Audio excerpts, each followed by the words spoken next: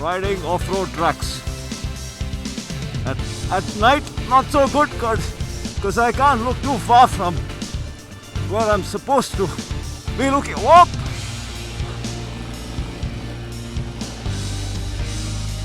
Ah!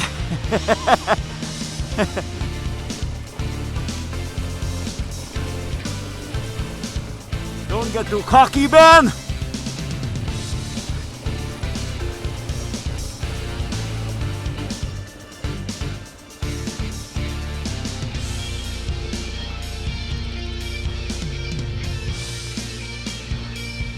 In the dark, the rally bike.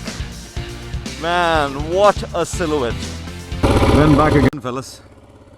I would just like to quickly share with you how the Auxbeam lights work. These are Auxbeam pods. They're believed together they are 40 or 50 watts together, and they're very, very nice on the motorcycle's battery. They're not one bit taxing. Also pack a punch. So that's just the DRL blinking, and then there you go. That's the power of the Auxbeams. And I've been running them for quite some time now on this rally tower. No complaints. They are simply amazing.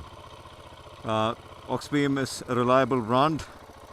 I will attach a link to these pods, these auxiliary lights. You guys can definitely buy them if you're interested. They make a world of a difference, and that's the throw. I've adjusted it in such a way that it shoots more light on the ground than up. So yeah, this is the rally tower from GearX Moto, and couldn't be more pleased with it. It's a very smart compact unit. Doesn't stick out a little too far like the other models from K3G and the other manufacturers. Very compact, nice, and very sexy looking. Goes with the lines of the motorcycle. And the Auxbeam lights just complement the tower really, really well. Not too heavy either. So that's also another consideration when you want to attach something to the frame that sticks out a little too much. Yeah.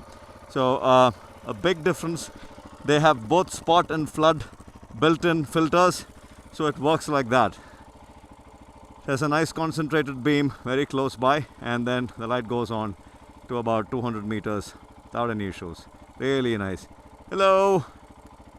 There you go. So you can rely on these lights and take on all kinds of terrain.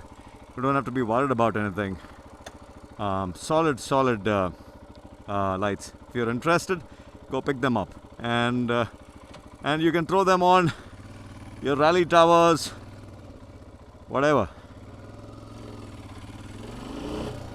And for all the fellows who want to see how powerful Ben is now, so it's a beast, fellas, it's a beast. Just picks up speed like crazy.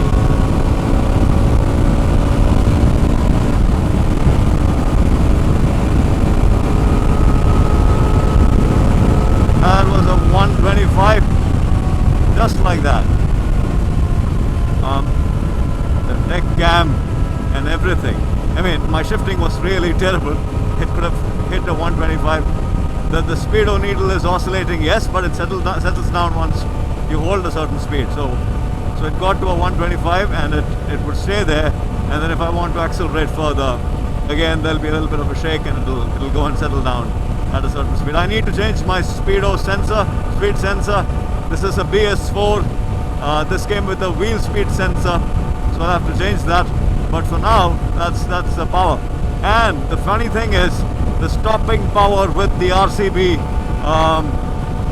radial master cylinder has just increased, I would say, a 30-40%. So if you guys watch an indicated 100, and then just the front brakes, fellas. There you go. Man. And the most beautiful part about the radial master cylinder, I'll make a detailed video, a review video, something that I don't want to be talking about now. But there's something really interesting about this. It's not just white. There's something more to it. We'll touch upon it on another video. But for now, Ben signing out for now. Ciao.